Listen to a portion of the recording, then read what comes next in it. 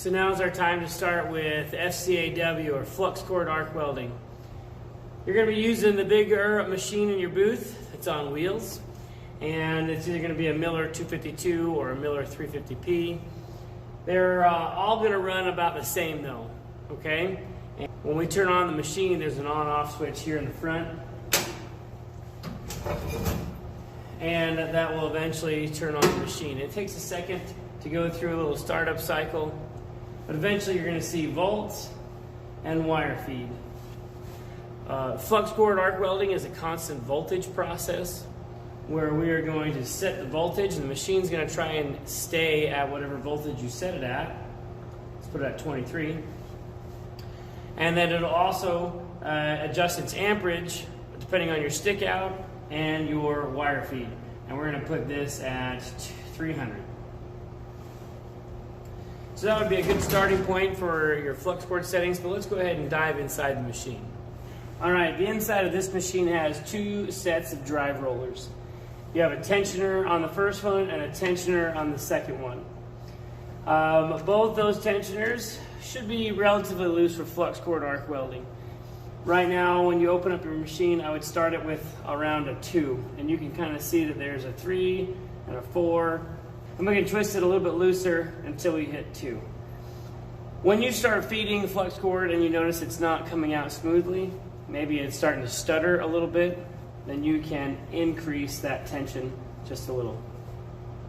These drive rollers, they come out with a click, and then when you open the tensioner, you have your drive rollers. These are black drive rollers. They have little teeth on them. They're called knurled.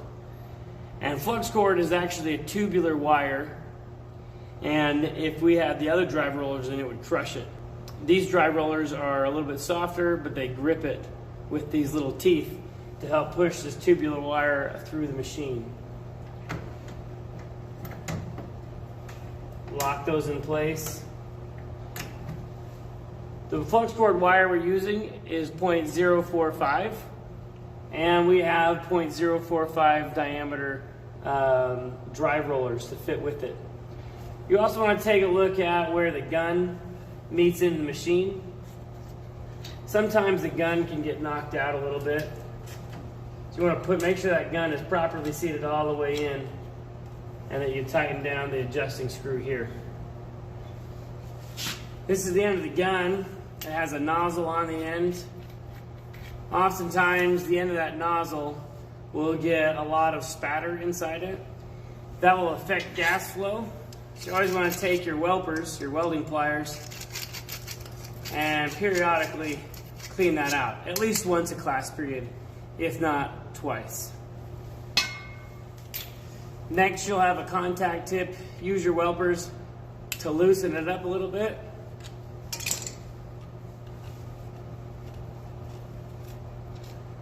Once you pull off your contact tip, it should look fairly good, not too boogered up, not too melted. It may be a little scorched, but it'll still be good. Sometimes there'll be a little kink or a ball at the end of your wire from when you last welded, and you'll need to take your welpers with the cutting side and clip that off. Next, we have the diffuser and the insulator. Sometimes you'll need to take this diffuser off. You're going to grab yourself an adjustable wrench, put it on the two flat sides of the torch. Once you get the diffuser to start coming out, I usually take this off because sometimes there's a little lip inside here, and if I'm going to run wire back through, oftentimes it'll get caught on that and I'll have to redo what I'm trying to do. Sometimes if let's say this gets welded to the tip of the gun and you pull the trigger, you can see how this can be pushed out. Sometimes instead of the gun coming out, a bird's nest will happen, where you get lots of built-up wire shoved inside the welder. You'll have to clean that out. Oftentimes you'll have to clip the end of the gun and then pull the rest of the wire out the gun. The gun is about 12 to 15 feet long, so you're going to have that much wire that you pull out. You'll wrap that up, and we'll throw this in the trash can. So we call that a bird's nest, when the wire starts to feed back inside the machine.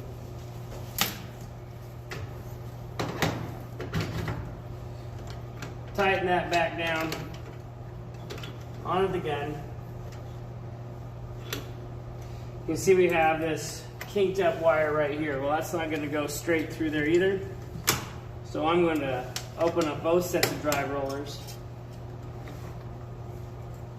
I'm going to get rid of the kink, pull it back through, maybe straighten it out just a little bit, but it needs to be fairly straight.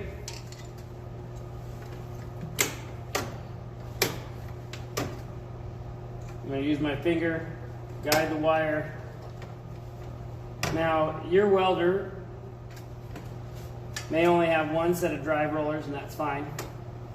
Once you get both sets of drive rollers in, I usually hold my gun nice and straight out, and I hold the trigger. And eventually it'll go into a jog feature where it's trying to send the wire all the way through. Once the wire's all the way through the gun, again, I make sure that my tensioners are about a 2 or 2.5 on each of those. Make sure the insulator is on with a tapered end facing towards the trigger. Throw your insulator and then put your diffuser on. None of this needs to be wrenched.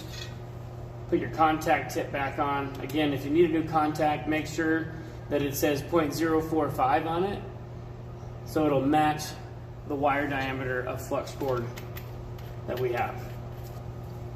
And now we have that ready to go, and we're ready to weld.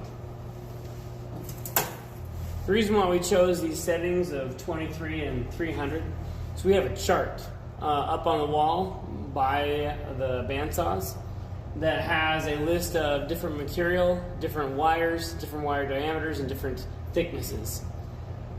According to the chart from the manufacturer, it recommends a starting point. And we'll go over exactly why we decided to pick 23 and 300 for the material that we're welding. All right, when you get into your booth, you have two different gas regulators again. If you'll remember, those gas regulators that you use for TIG welding are on the left, and the ones that you're going to use for flux cord are the ones in either the middle of the booth or technically the right. You're going to open that one all the way, not just until the red shows, because this is just a cap. This is just a cap to identify if the gas is on from afar. If I close this, technically I can open that and it doesn't go, but you want to make sure you twist it all the way. And then when you tap the gun, you know, if you see the ball float, the gas is on. And that should be about where it floats. If you need to adjust how much gas is coming out, you can adjust this little knob right there.